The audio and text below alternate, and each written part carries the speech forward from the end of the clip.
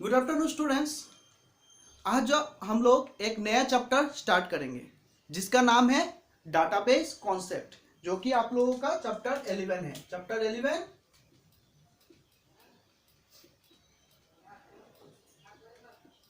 Database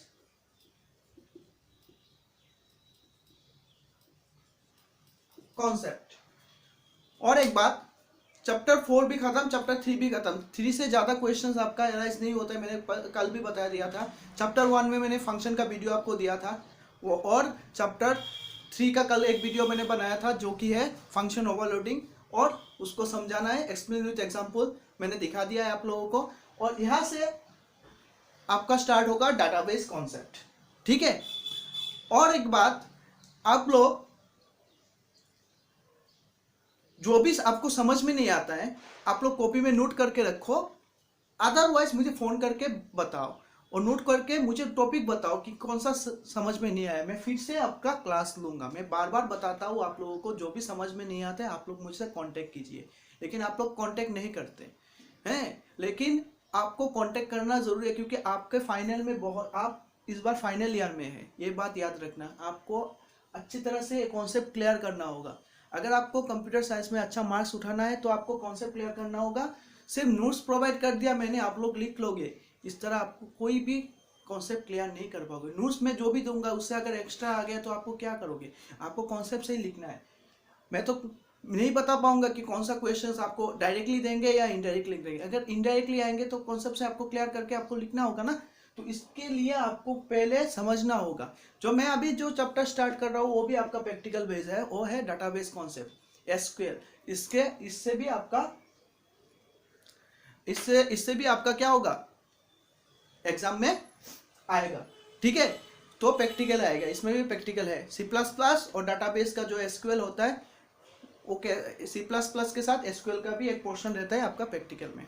तो पहले हम लोग समझते हैं डाटा क्या है, इसके बाद हम लोग समझेंगे डाटाबेस क्या है, और इसके बाद समझेंगे डीबीएमएस का।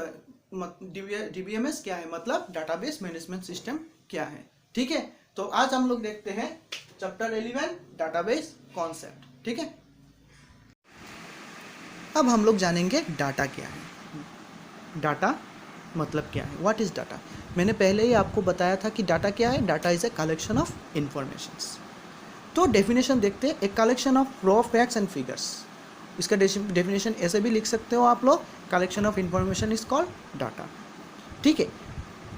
से एग्जाम्पल, मैं एक एग्जाम्पल देके आप लोगों को समझाने की कोशिश करता हूँ। मान लो आप किसी इंस्टीट्यूट में गए, जाने के बाद आप जब एडमिशन लेते हो तो क्या करते हैं, आप फॉर्म फिलअप करते हो। फॉर्म फिलअप करने के बाद आपका नाम लिखते हो, आपका फादर का नाम लिखते हो, मम्मी का नाम लिखते हो। लिखने के बाद क्या करते हैं, वो इन्फॉर्मेशंस हम लोग ऑफिस में जो बैठते हैं वो लोग क्या करते हैं, स्टोर करके रखते हैं किसी फाइल में, ठीक है ना। ठीक है, तो वो क्या है, वो इन्फॉर्मेशन है आपके बारे में। जो इन्फॉर्मेशन मिला वो हम लोग क्या करते हैं, स्टोर करके रखते हैं। वो जो इन्फॉर्मेशन है वो क्या है, वो डाटा है, ठीक है। वो जो इन्फॉर्मेशन हम लोगों ने कलेक्ट किया है आपके बारे में, वो क्या है, आपका डाटा है, ठीक है। Data can be represent in the form of numbers and words. Data जो हम लोग कलेक्ट करते हैं वो किस फॉर्म में रहते हैं, वर्ड्स, और which can be stored in computer language.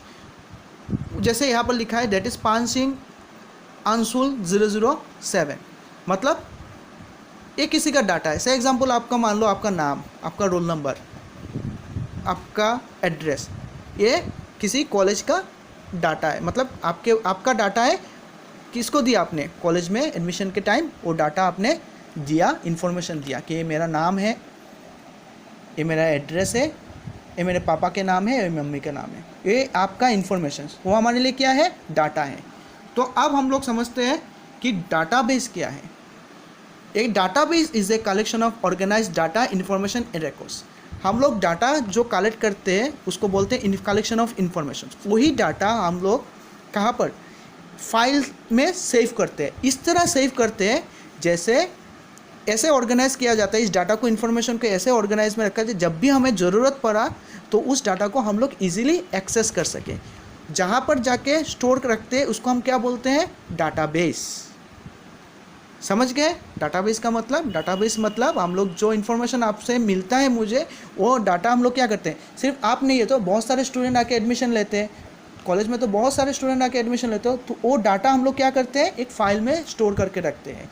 वो फाइल हमारे लिए क्या होगा, डाटाबेस होगा, क्योंकि जब भी हमें डाटा की ज़रूरत होगा तो डाटा क्या होगा, हम लोग इजीली वहाँ से एक्सेस कर लेंगे। ठीक है, दैट इज़ कॉल्ड डाटाबेस। तो समझ गए डाटाबेस क्या है। अब हम लोग चलते हैं, देखो यहाँ पर भी डाटाबेस में है respiratory of logically related and similar data. और जो डाटा हम लोग कलेक्ट करते हैं वो क्या है, सिमिलर होना चाहिए। मान लो एक आपने इसे एग्जांपल, आप कंप्यूटर में आप जाके नेट में भी सर्च कर सकते हो, बहुत सारे ऑनलाइन डिक्शनरी मिलता है आप लोगों को। से एग्जांपल, वहाँ पर डिक्शनरी में क्या होता है, आपको कुछ वर्ड की ज़रूरत होता है, आपको मीनिंग जानना है, तो आप लोग क्या करते हो, सर्च करते हो, तो उसका मीनिंग निकल के आ जाता है। तो वो क्या है, वो किसी डाटाबेस में वो जो मीनिंग है वो स्टोर किया हुआ है। जब भी आपको ज़रूरत हुआ तो आपने क्या किया, उस डाटा के बारे में लिखा और इजीली आप इसको एक्सेस कर पा रहे हो। इसलिए डाटाबेस को ऐसे ऑर्गेनाइज किया जाता है जो हम लोग इजीली उसको एक्सेस कर पाए। ठीक है, देखो ये online database, student database, library, railway time, YouTube, ये सब क्या है, डाटाबेस। अब देखो जो स्टूडेंट डाटाबेस होता है, स्टूडेंट डाटाबेस मतलब किसी कॉलेज में आपको जो डाटाबेस मिलेगा वो क्या होगा, स्टूडेंट डाटाबेस। किसी के स्टूडेंट के इन्फॉर्मेशन वहाँ पर आपको जाके मिल जाएगा, स्टूडेंट का इन्फॉर्मेशन। यहाँ पर मैंने यूट्यूब डाला all songs of Rahul Badda, मतलब आपको अगर सॉन्ग ढूंढना है, आपने यूट्यूब में सर्च किया, आप क्या सर्च करोगे कि राहुल बद्दा का मुझे सॉन्ग सुनना है, तो आपके लिस्ट आ जाएगा। वो गाना जो आपने सर्च किया, वो गाना कहाँ है, एक जगह में स्टोर किया हुआ है, मतलब डाटाबेस में स्टोर किया हुआ है। ठीक है, तो वहाँ से आप जब सर्च करोगे वो गाना क्या है, आप इजीली एक्सेस कर पाओगे, क्योंकि वो ऐसे ही ऑर्गेनाइज किया हुआ है जो आप इजीली उसको एक्सेस कर पाओ। ठीक है, एयरलाइन डाटाबेस, जब हम लोग एयरलाइन पे हम लोग जाते हैं, मतलब एयरपोर्ट में कहीं पे हम लोग घूमने जाते हैं, तो हम लोगों के पास से क्या रखते हैं, डाटा रखा जाता है ना। जब भी हम लोग या टिकट खरीदते हैं, जब भी हम लोग कहीं पे जाते हैं, अगर एयरपोर्ट में जब हम टिकट लेते हैं ना, बुकिंग करते हैं, टिकट बुक करते हैं, तो क्या होता है, हम लोगों का इन्फॉर्मेशन रखा जाता है, तो उसका भी एक डाटाबेस होता है। हर एक चीज़ का डाटाबेस होता है। डाटाबेस सिंपल समझ लो, डाटाबेस आपको स्टोर मतलब सिमिलर डाटा स्टोर किया रखा होता है, वहाँ से आप इजीली उसको। आज मान लो आप कहीं पे घूमने गए, ठीक है, आपका इन्फॉर्मेशन नहीं दे के गए हो, तो क्या होगा, ढूंढ के नहीं मिलेगा।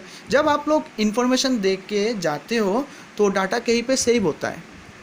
ठीक है, तो उस डाटा को ढूंढने के लिए ज़रूरत नहीं होता, आप कंप्यूटर में सर्च कर लो, इजीली वो डाटा एक्सेस हो जाएगा। जैसे मान लो मेरा शांतु है, तो अगर शांतु को ढूंढना है, ठीक है, आधार कार्ड, किसी का आधार कार्ड रहता है, जब मान लो मेरा आधार कार्ड है, तो मेरा आधार कार्ड का नंबर जो है वह उससे मिल जाएगा, क्या है, मिल जाएगा, मेरे इन्फॉर्मेशन पूरा मिल जाएगा। ये जाके मैं जब सर्च, कोई भी मान लो मुझे किसी को मतलब आधार कार्ड नंबर से क्या करेगा, इस इंसान को ढूंढना है, जब भी वो नंबर इनपुट होगा, मतलब आप उसको सर्च करने के लिए डालोगे, तो मेरे जानकारी पूरा मिल जाएगा।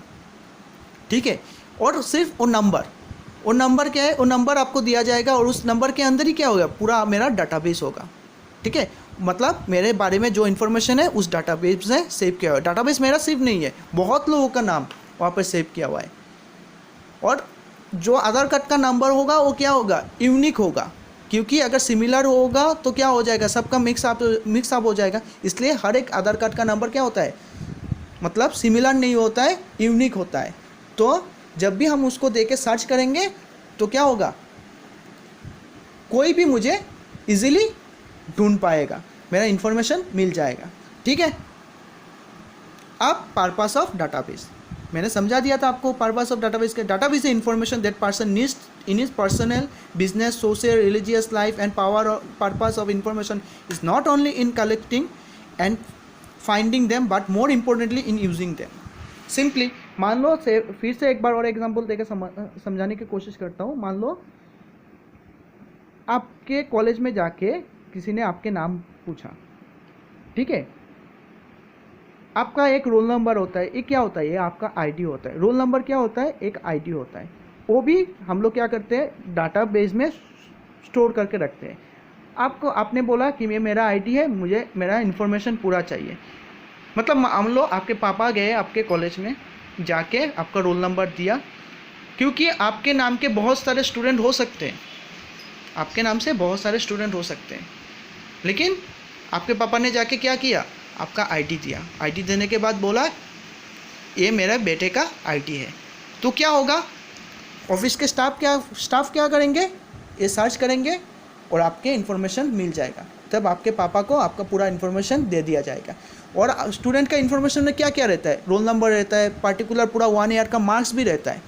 बहुत सारे इंस्टीट्यूट में क्या करते हैं, डाटा स्टोर करके रखते हैं कि उसको FA1 में एग्ज़ाम में कितना मिला, FA2 में एग्ज़ाम में कितना मिला, FA3 में कितना मिला। तो पूरा डाटाबेस उसका मिल जाता है, क्योंकि उसका पूरा इन्फॉर्मेशन जो है वो फाइल में स्टोर किया हुआ है डाटाबेस में, ठीक है। अब types of database relational database हो सकता है, document oriented database, embedded database, graph database, hypertext database, operational database, distributed database, flat file. This are the types of database, ठीक है।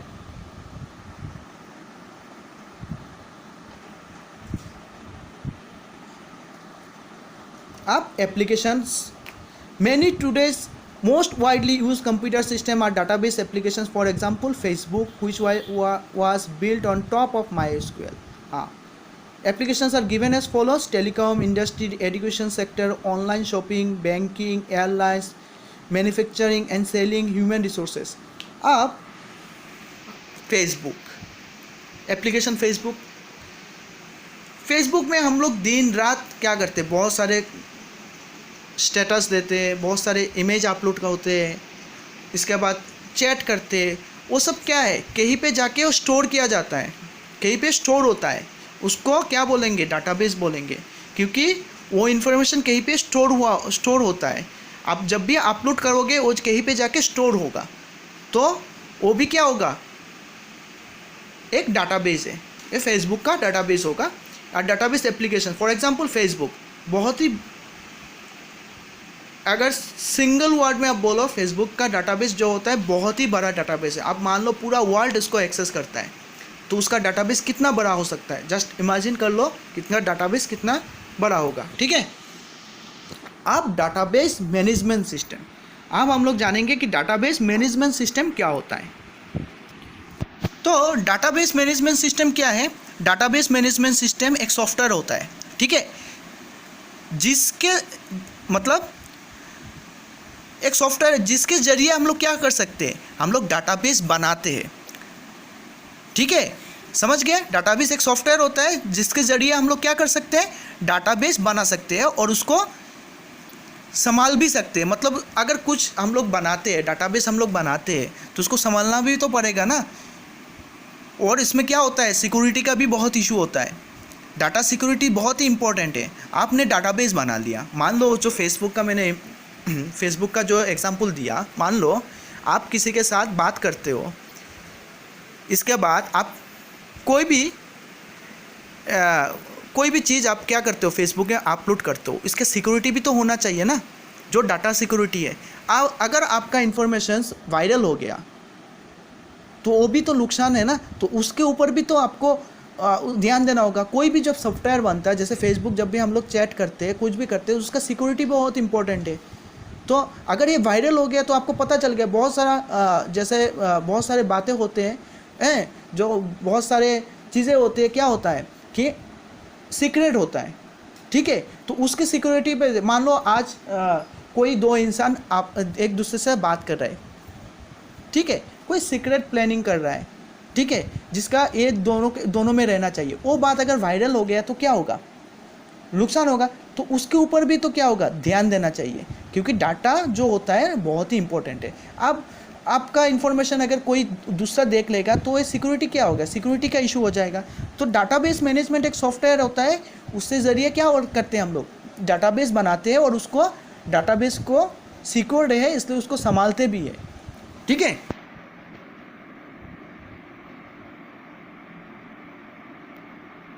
और उसको हम लोगों को क्या करना पड़ता है, इस सिक्योरिटी को प्रोवाइड करने का हम लोग डाटा को अपडेट भी करते रहते हैं।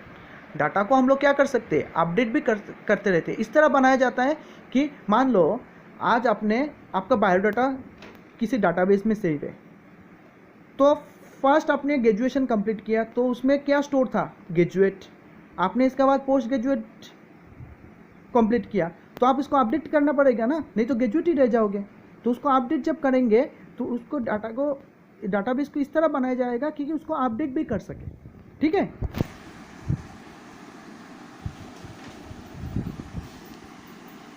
देखो, database stands for database management system. इसका फुल फॉर्म क्या है, डाटाबेस मैनेजमेंट सिस्टम।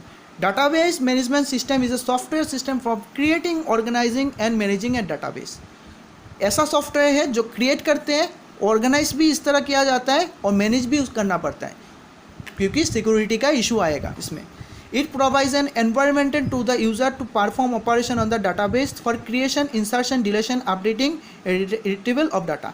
इस तरह डाटाबेस बनाया जाता है। मान लो आप किसी जगह पे आप काम करते हो, ठीक है। आप एज ए यहाँ पर एज ए एम्प्लॉई आप वहाँ पर काम करते हो। जब आप वहाँ पर वर्क करोगे तो आपका बायोडाटा उस डाटाबेस में सेव होगा, आपका डेट ऑफ ज्वाइनिंग दिया हुआ, ठीक है, देंगे। तो जब आप वहाँ से एग्जिट करोगे तो क्या होगा, आपके डाटाबेस से क्या होगा, आपका जो बायोडाटा है उसको डिलीट कर दिया जाएगा। तो आप जब डाटाबेस क्रिएट करोगे तो उसमें ऐसा क्रिएट होना चाहिए, क्रिएशन भी कर सको, कोई इन्फॉर्मेशन आप उसको डाल भी सको, डिलीट भी कर सको, अपडेट भी कर सको एंड रिट्रीवल कर सकते हो। इस तरह डाटाबेस आप लोग बनाओगे, ठीक है, समझ गए। और आप लोगों का होमवर्क क्या है, आप लोगों का होमवर्क है डाटा सिक्योरिटी क्या होता है, डाटाबेस में डाटा सिक्योरिटी क्या होता है, ठीक है। आप लोगों का होमवर्क है डाटा सिक्योरिटी, ठीक है। Thank you.